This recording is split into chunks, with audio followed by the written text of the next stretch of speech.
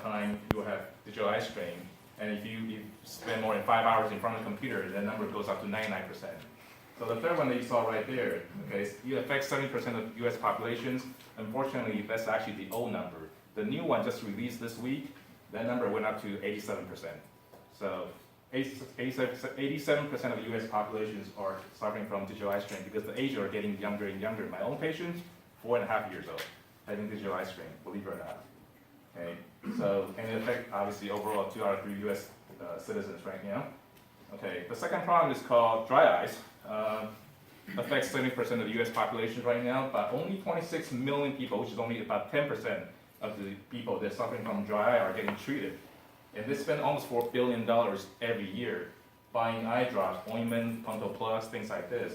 So it's relatively untapped market. The reason why I need to bring up this dry eye right now, because the number increased so dramatically the last few years, and if you look at all the survey that just came out recently, 90% of the eye doctors right now believe that the reason that the number went up so fast was because of the digital device that we have right now.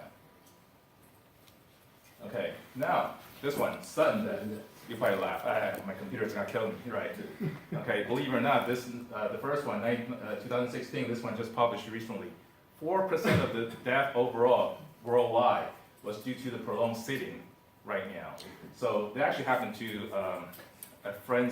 one of my relatives' friend. He just died recently because he was computer programmers. And there's a couple possibilities right now. Obviously, number one, if you're sitting there, you're not moving anything, you're moving your body, there's a blood clot issues, and also there's a hydration issue. And the last one is actually what's called ocular cardiac reflex. So what's the OCR? I'm sorry. OCR is a phenomenon that's been known for probably close to 100 years. And the reason why people found out about this was it actually happened to about 75 to 85% of the world populations. So what happened was if you put pressure onto your eyeballs, they noticed that your heartbeat and your pulse rate actually drop. Okay, so now people start looking into this. And my sources in China right now, they're actually looking at people who die suddenly, and they're studying, they are doing a retrospective studies on their lifestyle prior to their death right now. They're looking for someone who's 36 or 38 or younger. So hopefully within the next few months, we'll get some definitive answers on this. So this is very interesting that there's more and more people are suffering from this, younger people. So current treatments, eye drops, glasses, anti-reflection coating counselings.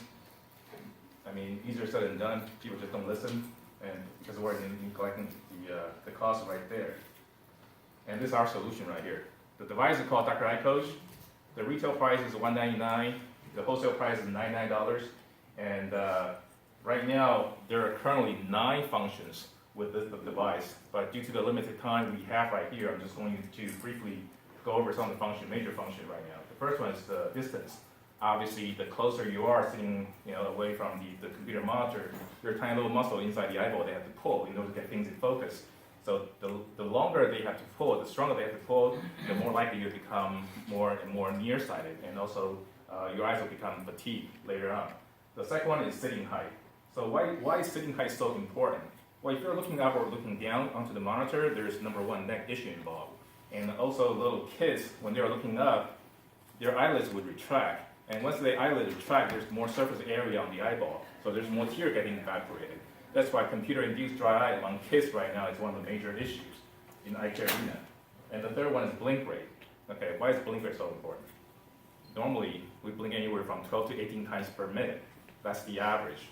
But studies have been shown that if you're staring at a computer monitor or a cell phone, your blink rate could drop to as low as 2.5 times per minute.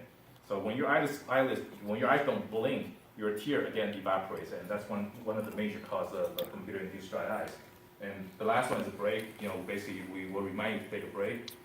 There's an option to actually lock the computer down to enforce that break. That's why it's very, very critical that we do this. That's our management team right now. That's me right there. Next to me is Dr. Song. He was actually the head of corneal services at USC. We actually have 10 devices at USC. The staff at the Department of Ophthalmology are actually using our device. And Dr. Paul Karpacki is one of the best known optometrists here in the U.S. And Joseph Boyd, he's a very, very well-known salesperson in eye care arena. He had launched several products, including medical devices. And Mr. Kai Young, He was actually the marketing director at China Mobile. He just recently left China Mobile a couple of years ago. Now he's focusing on our marketing effort there in China. Okay, sales strategies. Initially, we're selling through eye doctor's office right now because the product is brand new, it's a brand new market. We need someone to explain it to us, number one, and number two is for the validation purposes. But we foresee this as a major enterprise product. We right now in the process of creating a team to focus on corporate sales, government, and school right now. So I foresee that the majority down the road, maybe 75% to 80% of the device is actually being sold through the enterprise route. Okay, so why enterprise? Well, number one, productivities. There are studies being shown that if you're suffering from visual eye strain, the productivity suffer anywhere as low as 2.5% up to 30%. So imagine this: if you're paying someone $50,000 a year working for you, and you can boost that person's productivity by 10%, you'll get the investment recuperated in about a week. Okay.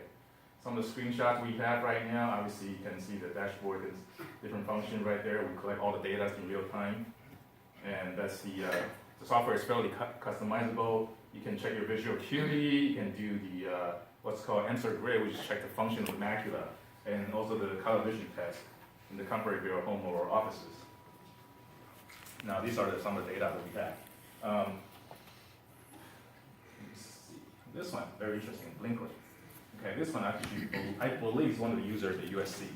Okay, if you look at this, the person starts at 9 o'clock, the blink rate is absolutely normal, but throughout the morning, the blink rate starts to drop. And right before lunchtime, it actually dropped to a fairly dangerously low level right there. And after lunch, the blinker rate went back up again, and throughout the afternoon, it went back down again. So we have a very, very interesting data right now on some of the usage of some of the users. Okay, and this is proving improvements. Well, you're using the device, you're spending money on this. How do I know that it's actually helping me out? This is a good proof right here. This person was another user. When this person first installed the device, she has almost 11,000 posture violation within the first 30 days, and that number started to drop. And when did this number go up again? Because we purposely turn off the warning signals, the warning sign, see if the bad habit can break. Obviously, you can tell that sometimes bad habit is just really hard to break. So this is a proof that our device does work. Okay, this is current competitors right now. They're all software based. Right there, we're the only one that's full feature. It's got device actually monitor everything, sitting high, blink rates, everything. Okay. And user proceed, I personally raised almost $3 million myself. We're looking for institutional fund or someone that's actually, basically next round we're looking for 10 million raised, actually slightly less right now because we just raised a little bit right now. And I'll be more than happy to share this, and also you can provide you even more detail. This is just a snapshot. Okay, the cost is good. Right now it's $24. That number will go down to about 19, slightly less than 19 if once our next order gives more than 100,000 units or more. It will be about $19, so it's a very, very healthy profit margin. Again, I can share this with you guys later on. This is our roadmap. Mobile app, we just finished the mobile app, and it's a cloud-based. We finished this. Mac version should be ready before the end of first quarter 2017. So we're actually slightly ahead of schedule, slightly. And that's some of the things that we'll be working on very, very soon. Okay. Thank you. Any questions?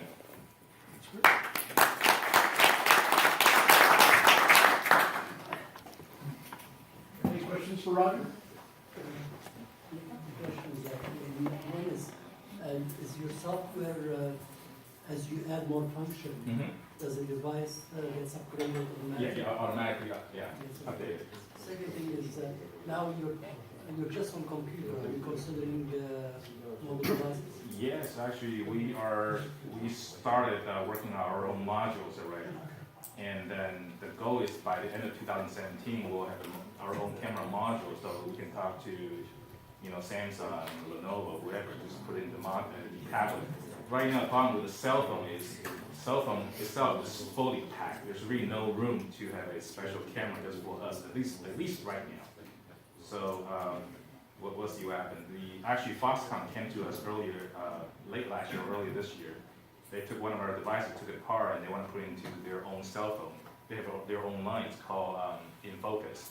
They didn't obviously manufacture iPhone and also InFocus. They want to put this into InFocus first, and they came back to me and said, "Rush, your stuff is a lot more complicated than we thought. You need to maybe water down the function a little bit." And being a startup, you just don't have the engineering power to customize something just for Foxconn. But it's definitely in the pipeline. And we do have, I have a booth right there. You guys can take a look. There's actually a prototype. It's a loaner from Intel. So the goal is they actually put a camera right there built in to become part of the laptop. But the cost is so high right now, we're trying to bring the cost down as well. But it's definitely something that we've been working on since last year. Any other questions? Okay, thanks, Roger.